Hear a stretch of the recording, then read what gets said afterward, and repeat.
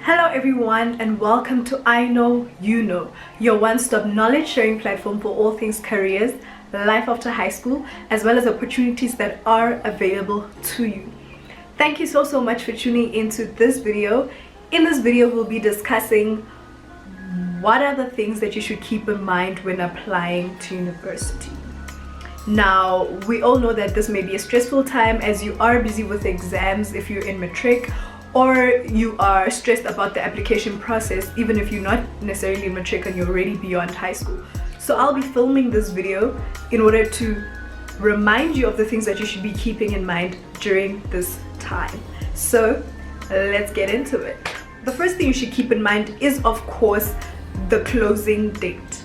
Depending on which institutions you are going to apply for and which bursaries or financial aid schemes you're going to apply for, what's very important is the closing date, because once that has passed, you cannot, get your application through. So I believe that is one of the most important things. So familiarize yourself with what the closing dates are for the institutions you're interested in and for anything you're applying for that you are interested in, just so that you can make sure that you do hand in everything you have to on time.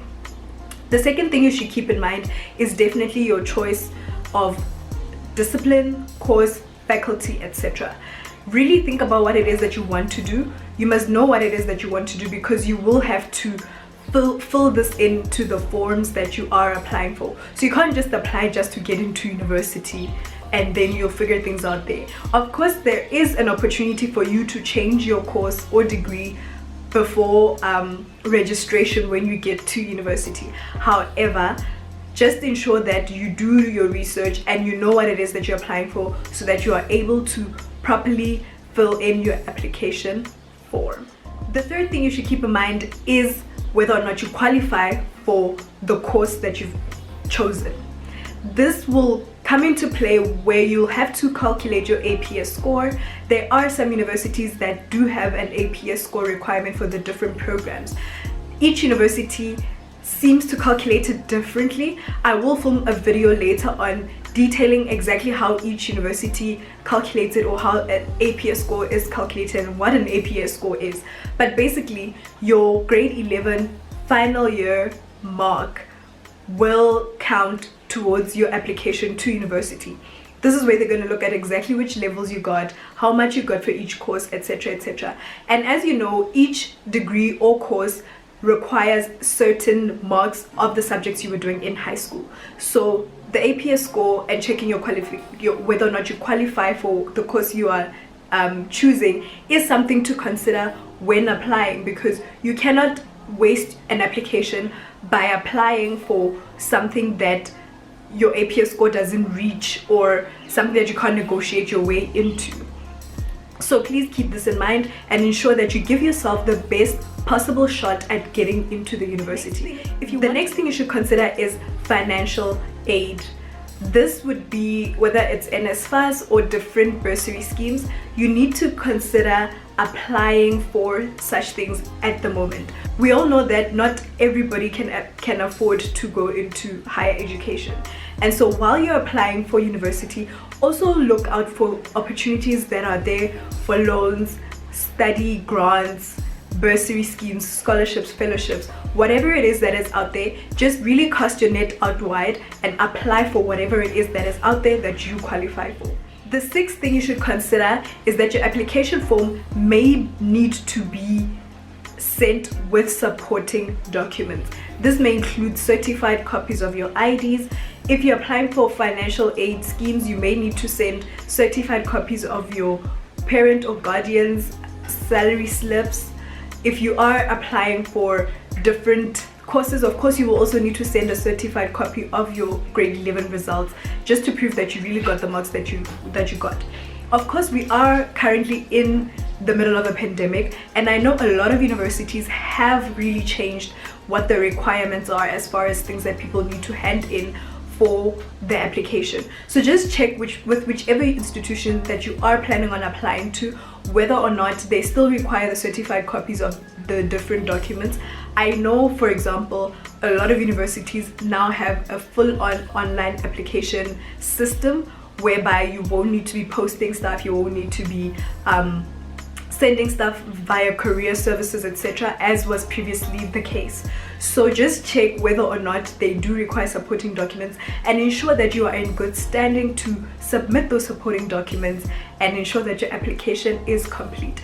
I know that a lot of institutions, a lot of organizations, a lot of even financial aid schemes do not consider your application if it is not complete. So do not rob yourself of the opportunity of getting into university or getting into a higher learning institution or getting a bursary or financial aid by not completing your form. The seventh thing you need to consider is an application fee. Some institutions do have an application fee, some do not.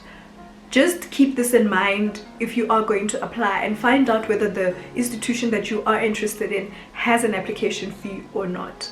So keep that in mind. I think it's normally around 100 Rand to like 300 Rand. I don't know if there are more, but to my knowledge that is normally the range.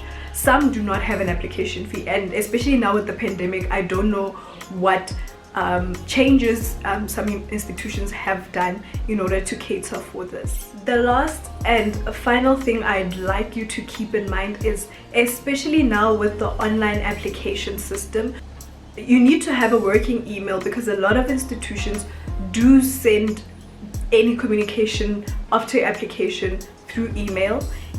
This may include your acceptance or rejection. This may also include different login details that you might need to have if you want to log on to their portals or log on to any of the other systems.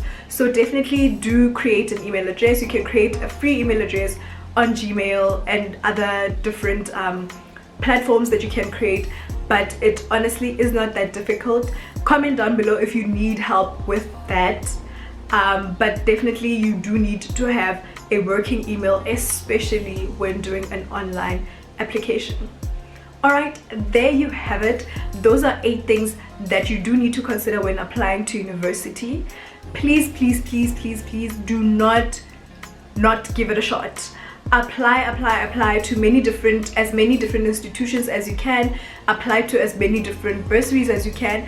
I know that it is a difficult time with having to focus on your studies, having to focus on applying, having to focus on what your next step is, but just hang in there and just try and get things done. Also, ask for help from people that are around you. And if you need any detailed help, feel free to comment in the comment section down below of what help you do need, whether it's with applying or whether it's with knowing certain things about different institutions. Feel free to comment. I'll either film a video or give you a quick response depending on what your question is. But you definitely do not have to be going down this route all on your own when there's so much help all around you.